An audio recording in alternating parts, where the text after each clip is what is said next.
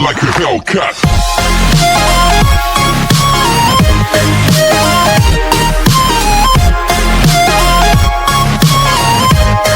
Part 12 की starting में हम देखते हैं कि एरा पहले पॉक के पास जाकर उससे बोलती है कि क्या हम दोनों सिर्फ दोस्त बन के नहीं रह सकते, जिसे सुन पॉक शॉक हो जाता है। और वहीं जब एरा यही सब वर्ड्स नियो से भी बोलती है कि क्या हम दोनों हमेशा दोस्त बन के नहीं रह सकते, तो ये सुन नियो का भी बहुत बुरी तरह दिल टूट जाता है। और वहीं पॉक गुस्से से एरा से पूछता है कि तुम मुझे रिजेक्ट क्यों कर रही हो, क्या मैंने तुम्हें प्रपोज करने में देर कर दी जो तुम मुझे रिजेक्ट कर रही हो, जिस पर एरा कुछ नहीं बोलती। और वहीं नियो भी एरा से पूछता है कि क्या तुमने आज तक मेरे लिए कुछ फील नहीं किया, जबकि मैं तो हर टाइम तुम्हारे साथ ही रहता था, जिसकी भी बातों का एरा के पास कोई जवाब नहीं होता। तो अब यहाँ नियो और पॉक का दिल टूटा देख एरा खुद से बोलती है कि मैंने आज एक बात सीखी कि खुद रिजेक्ट होने से ज्यादा मुश्किल किसी दूसरे को रिजेक्ट करना होता है। जिसके बाद फिर हम देखते हैं कि अब पॉक वापस घर आकर एरा के बारे में सोचते हुए बहुत ही ज्यादा रोने लगता है, क्योंकि इस बेचारे ने तो अपनी साइड से हर कोशिश की थी एरा को इम्प्रेस करने की, बट लाख कोशिश करने के बाद भी वो एरा को अपना नहीं बना पाया।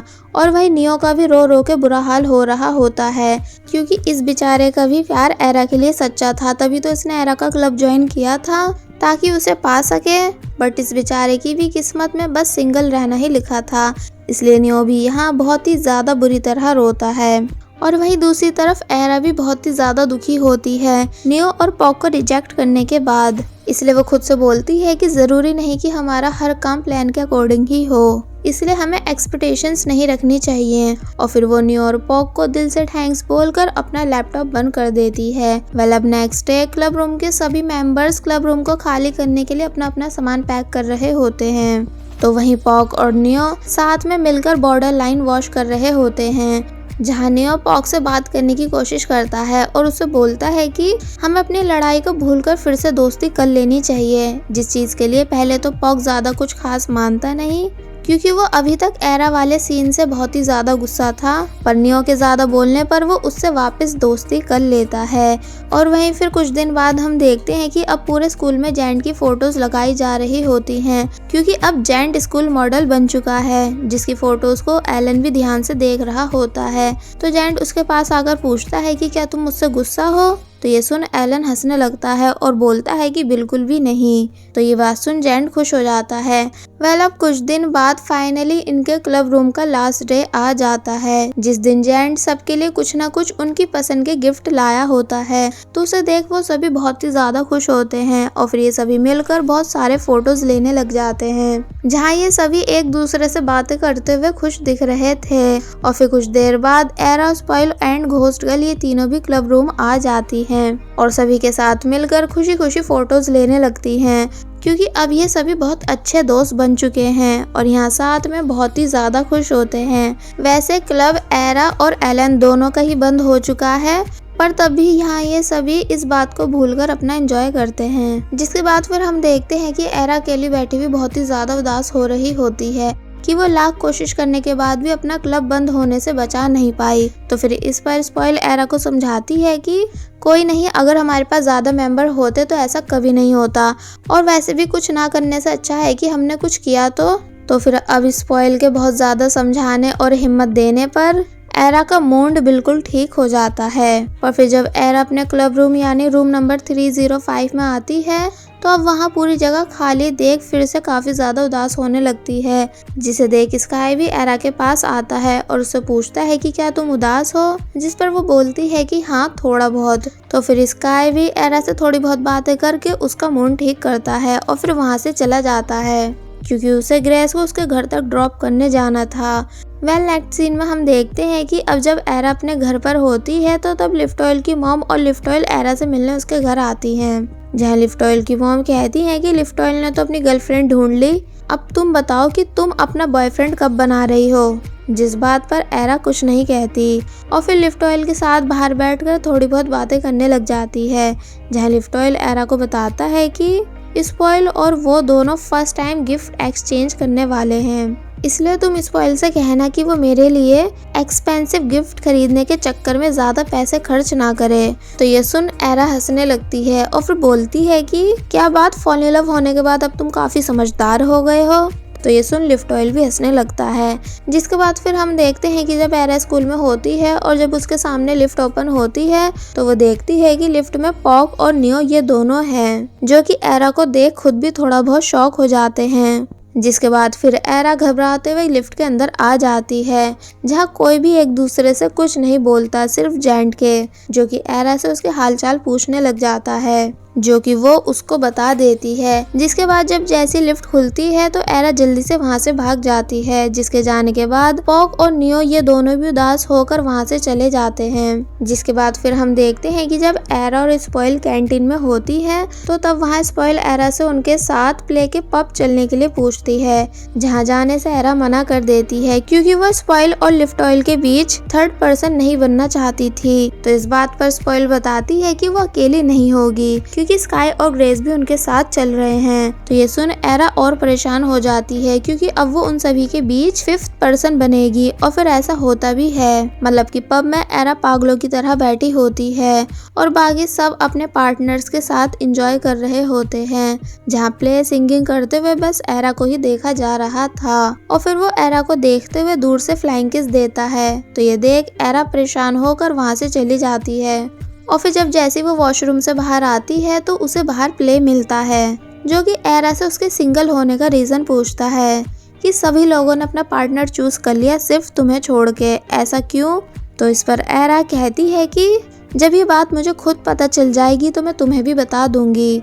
तो ये सुन प्ले हंसने लगता है और फिर यहाँ ये दोनों नॉर्मली थोड़ी बहुत बातें करते हैं कि तभी वहाँ एक लड़की आती है, जो कि एरा को पहचान कर उससे पूछती है कि तो अच्छा तुम हो एरा, जिसको एरा हेलो करने लग जाती है। तो फिर प्ले एरा को बताता है कि ये उसकी न्यू गर्लफ्रेंड है, जो कि इस पूरे क्लब की ऑनर है। तो ये बात जानकर एरा हैरान होती है और फिर प्ले अपनी गर्लफ्रेंड को और बाकी सब फ्रेंड से भी मिलवाने लाता है, जहाँ जब जैसी वो सबको बताता है कि ये ब्यूटीफुल लड़की उसकी न्यू गर्लफ्रेंड है।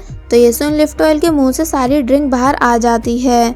तो ये देख प्ले लिफ्ट ऑयल से ओवर एक्टिंग बंद करने को बोलता है। देन स्काई पूछता है कि कब से।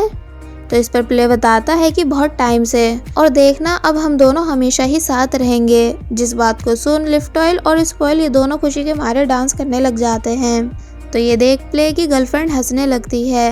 वेल प्ले अपनी गर्लफ्रेंड को वहीं बिठाकर वापस अपने काम पे चला जाता है और स्टेज पर जाकर लिफ्ट ऑयल की रिक्वेस्ट पर बोला हुआ सॉन्ग स्पॉइल के लिए गाता है, जिसे ये सभी इंजॉय करने लग जाते हैं। और फिर तभी सॉन्ग के एंड होते ही लिफ्ट ऑयल फाइनली सबके सामने पूरे प्रॉपर तरीके के साथ स्पॉइल को ऑफिशियली प्रपोज कर देता है, जिसे शर्माते हुए स्पॉइल भी हाँ बोल देती है। और फिर ये दोनों फिर से साथ में डांस करने लग जाते हैं।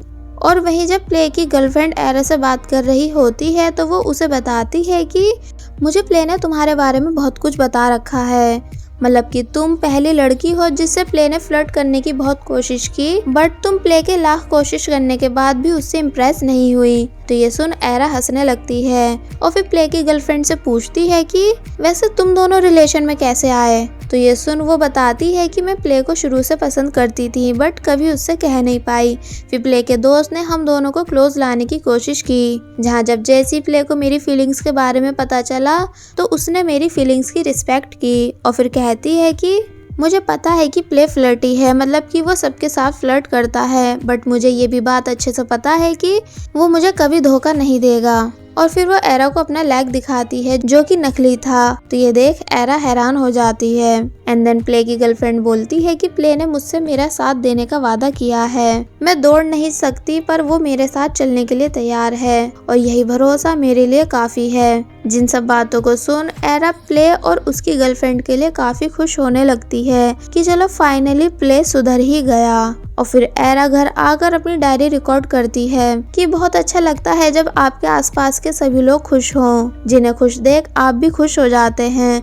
मतलब कि मेरे फ्रेंड जो कि पहले एक दूसरे के बस नॉर्मल फ्रेंड थे, वो सभी अब एक दूसरे के साथ फॉल इन लव हो चुके हैं और एक दूसरे की काफी फिक्र भी करते हैं, जिन्हें खुश देखकर मुझे भी काफी खुशी मिलती है।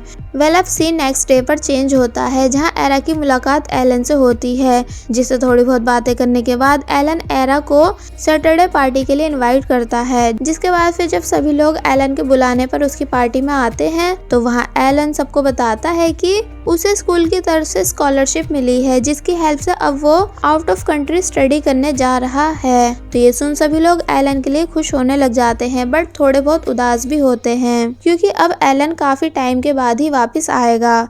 कि तभी जैंट भी इन सभी को एक शॉक देता है और बताता है कि वो भी अपनी फैमिली के साथ आउट ऑफ कंट्री शिफ्ट हो रहा है, क्योंकि वहाँ उसके डैड का बिजनेस है जिसे उसको हैंडल करना होगा। इसलिए क्या पता अब वो भी काफी टाइम के बाद ही वापस आए। तो ये सुन सबसे ज्यादा एरा शॉक होती है और पूछती है कि क्यों, मतलब कि क्या तुम्हारा जाना जरूरी है? जिस पर वो बोलता है कि हाँ। तो ये सुन एरा काफी बुरा फील करने लगती है और वहीं पॉक और नियो भी एक दूसरे से बात करते हैं, जहाँ इनकी बातों से हमें पता चलता है कि अब ये दोनों एरा के ऊपर से गिव अप कर चुके हैं। और वहीं दूसरी तरफ एरा अब सबसे अलग बैठकर बहुत बुरी तरह रो रही होती है, जिसे जब जैसी स्पॉइल देखती है और उससे उसके रोने का रीज़न पूछती है, तो वो उसे बताती है कि मुझे फेयरवेल पार्टीज बिल्कुल भी पसंद नहीं, क्योंकि मुझे बिल्कुल अच्छा नहीं लगता कि हमारे दोस्त हमें छोड़कर दूर जाएं। जिस पर स्पॉइल कहती है कि पर एलन का तो तुम्हें पहले से ही पता था ना कि वो जाने वाला है। तो इस पर एरा बोलती है कि पर मुझे जैंट का नहीं पता था कि वो भी हमें छोड़ के जाने वाला है, और फिर बहुत जोर जोर से रोने लगती है, जिसे फर्स्ट टाइम इतनी बुरी तरह रोता हुआ देख स्पॉइल उसे चुप कराने की बहुत कोशिश करती भी है, बट वो चुप नहीं होती। स्पॉइल को यहाँ लगता है कि एरा ड्रंक होने की वजह से इतना रो रही है, बट ऐसा नहीं होता, मतलब कि एरा ड्रंक नहीं होती, पर फिर भी वो रो रही होती है। और फिर घर वापस आकर सोचने लगती है कि भला आज मुझे हो क्या गया था जो मैं इतना रोई। और फिर जैंट की दी हुई उसी बुक को देखने लगती है जो जैंट ने एरा को दी थी, उसके बारे में 50 फैक्ट्स लिख के। कि तभी उसके पास जैंट का मैसेज आता है जिसमें लिखा होता है कि स्लीप टाइट। तो ये देख एरा जैंट के बारे में फिर से सोचने लगती है, और फिर जब जैसी म्यूजिक ऑन करती है तो उसमें लव सॉन्ग प्ले होता है, जिसे सुनते सुनते अचानक एरा को सिर्फ जैंट का ही ख्याल आने लगता है। इसलिए फिर नेक्स्ट डे एरा अपनी टीचर से क्वेश्चन करती है कि जब अचानक ही हमें कोई सॉन्ग हद से ज्यादा पसंद आने लगे तो इसका क्या रीजन हो सकता है। जिस पर एरा की टीचर उसे बताती है कि इसका मतलब ये है कि अगर तुम किसी पर्सन को सोचते हो उस सॉन्ग को बहुत ही ज्यादा सुन रही हो तो पक्का तुम उस पर्सन को पसंद करती हो। जिस बात को जानकर एरा हैरान होती है और फिर बाहर लगे जैंट के पोस्टर को देखकर सोचने लग जाती है कि क्या सच में मेरे दिल में तुम्हारे लिए फीलिंग्स हैं। कि तभी उसको वो सब मोमेंट्स याद आते हैं जब जैंट एरा के क्लोज आया था और उसे देखकर हंसता था।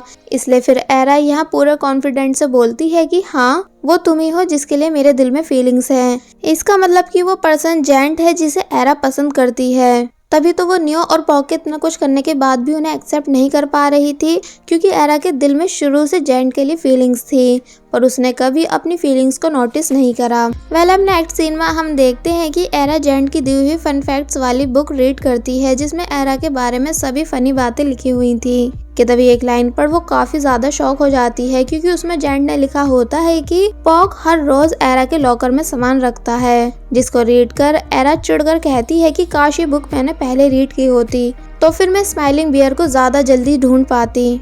नेक्स्ट सीन में हम देखते हैं कि आज वो डे होता है जब जैंट को आउट ऑफ कंट्री जाना होता है, इसलिए एरा अपने घर में बहुत ही ज्यादा उदास हुई बैठी होती है। कि तभी एरा के घर की डोरबेल बजती है, जिसे जब जैसी वो खोलती है तो वहाँ उसके सामने जैंट का पोस्टर होता है, जिसके पीछे से कोई एरा को नोट्स देने लग जाता है, जिसमें वो सभी बातें लिखी होती हैं जो जैंट ने एरा के लिए फील की थी। मतलब कि स्टार्टिंग से जैंट भी एरा को पसंद करता था, तभी तो उसने एरा के लिए क्लब रूम में लॉकर रखवाया ताकि एरा को स्पेस प्रॉब्लम ना हो, और साथ ही एरा को एक छोटा सा फैन भी दिया था ताकि उसे गर्मी ना लगे। और फिर वो एरा को अपने साथ रेस्टोरेंट लेकर गया ताकि उन दोनों के बीच बॉन्डिंग अच्छी हो सके। और फिर जब जैंट को पता चला कि एरा अकेले फॉरेस्ट जाना चाहती है तो उसने तभी स्कूल में ही एरा के लिए छोटा सा फॉरेस्ट अरेंज करवा दिया, और साथ ही एरा का बर्थडे भी तो जैंट ने ही सेलिब्रेट करवाया था। इसका मतलब जैंट शुरू से लेकर अब तक एरा की केयर करता आया है, बट उसने कभी एरा को अपनी फीलिंग्स के बारे में नहीं बताया, क्योंकि उसे पता था कि पॉक भी एरा को लाइक करता है, जिस वजह से वो उन दोनों के बीच नहीं आना चाहता था। बट अब ये जानने के बाद कि एरा भी उसे लाइक करती है, इसलिए वो एरा को अपनी फीलिंग्स बता रहा है। इसका मतलब कल जब एरा जेंट के पोस्टर के सामने खड़ी होकर अपनी फीलिंग्स एक्सेप्ट कर रही थी, तो तब उसकी वो सब बातें जेंट ने भी सुन ली थी, जिन्हें जानकर वो काफी हैरान हुआ था। जिन्हें सुनकर जेंट को भी अपनी फीलिंग्स एरा को बताने की हिम्मत आई और आज अपनी फीलिंग्स एरा को बता पाया। पर जब एरा गेट खोलकर पोस्टर के पीछे चेक करती है तो वहाँ लिफ्टॉयल और स्पॉइल थे, जिनको देख वो कहती है कि अच्छा, इसका मतलब तुम दोनों मेरे साथ प्रैंक कर रहे थे। कि तभी जेंट अपनी कार से निकल के बाहर आता है। इसका मतलब जेंट आज आउट ऑफ कंट्री नहीं गया और फिर वो एरा से कहता है कि ये कोई प्रैंक नहीं बल्कि रियलिटी है, जिसे देख एरा काफी ज्यादा शॉक और नर्वस हो जाती है। देन जेंट एरा के पास आकर उससे पूछता है कि क्या तुम मेरे लिए कुछ फील करती हो, मतलब कि क्या तुम मुझे पसंद करती हो। तो इस पर एरा काफी सोचने और हिम्मत करने के बाद बोल ही देती है कि हाँ, मतलब कि मैं तुम्हें पसंद करती हूँ। तो ये सुन जेंट बहुत ही ज़्यादा खुश हो जाता है और एरा को भी अपनी फीलिंग्स बता देता है कि मैं भी तुम्हें काफ़ी ज़्यादा पसंद करता हूँ। तो ये सुन एरा भी काफ़ी ज़्यादा खुश होने लगती है, जिसके बाद फिर हमें सभी मेंबर्स को दिखाया जाता है कि अब लिफ्टॉयल और स्पॉइल दोनों कपल बन के साथ में बहुत ही ज़्यादा खुश हैं। और वही नियो अब एक काफ़ी फेमस सिंगर और एक्टर बन चुका है, जो कि अब पूरे दिन बस अपने काम में ही बिजी रहता है। और वहीं स्काई, जो कि अब ग्रेस के साथ रिलेशन में है, वो सभी को ग्रेस की पेंटिंग दिखाते हुए कहता है कि वो और ग्रेस साथ में बहुत ही ज़्यादा खुश हैं। और वहीं एलन, जो कि अब आउट ऑफ कंट्री स्टडी कर रहा होता है, वो दिखाता है कि अब उसको भी उसका प्यार मिल चुका है, जिसके साथ वो बहुत ही ज़्यादा खुश है। और वहीं पॉग, जो कि अब एरा को भूल चुका है, वो सिर्फ अपने स्पोर्ट करियर पे फोकस देता है। एंड वहीं अब प्ले भी अपनी गर्लफ्रेंड के साथ बहुत ही ज़्यादा खुश होता है और बोलता है कि वो अपनी गर्लफ्रेंड को कभी अकेला छोड़ के नहीं जाएगा, बल्कि उसको हमेशा खुश रखेगा, उसका साथ देगा। इसका मतलब कि प्ले वाकई में सुधर चुका है। और वहीं घोस्ट गर्ल अब एक फेमस मॉडल बन चुकी होती है। और वहीं एरा अपने स्कूल में बहुत अच्छे से प्रेजेंटेशन देती है, जिसके लिए सभी लोग क्लैपिंग करते हैं। एरा की प्रेजेंटेशन लव के ऊपर थी। इसका मतलब कि अब एरा को लव के ऊपर बिलीव होने लगा है। जिसके बाद फिर जब एरा अपने रूम में बैठकर कुछ सोचते हुए बहुत ही ज़्यादा खुश हो रही होती है कि तभी उसको कुछ लोगों के लव सॉन्ग गाने की आवाज़ें आती हैं, जिन्हें जब जैसी एरा विंडो से देखती है तो वो सभी सॉन्ग सिंग करते हुए एरा के घर की तरफ ही आ रहे थे। जिन्हें देख जब जैसी एरा अपने रूम से बाहर आती है तो वो देखती है कि उसका घर बहुत अच्छे से डेकोरेट हुआ है। तो ये देख एरा काफ़ी ज़्यादा खुश होने लगती है।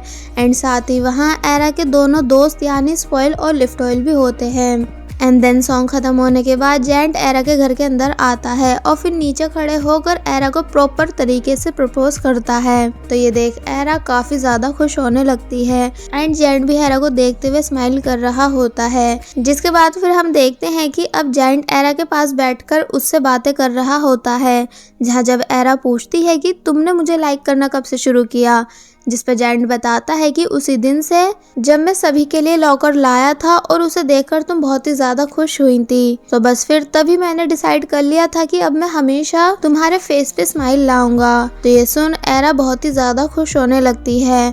एंड देन जब जेंट भी एरा से यही सेम क्वेश्चन करता है कि तुमने मुझे कब से लाइक करना शुरू किया, तो इस पर वो बोलती है कि पता नहीं, मतलब कि मुझे सच में याद नहीं कि मैं तुम्हें कब से पसंद करने लगी, बट मुझे इस फीलिंग का एहसास तब हुआ जब मुझे पता चला कि तुम हम सभी को छोड़ के जा रहे हो।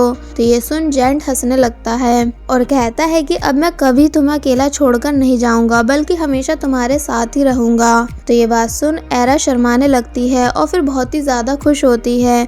और वहीं ऊपर से स्पॉइल और लिफ्टॉयल भी इन दोनों को साथ में खुश देखकर खुद भी काफी ज्यादा खुश हो रहे होते हैं कि चलो फाइनली एरा को उसका सच्चा प्यार मिल ही गया, जिसको वो दिल से पसंद करती है। और बस फिर इसी हैप्पी एंडिंग के साथ ये ड्रामा यहीं पर एंड हो जाता है। There was a time when you had me falling to the ground.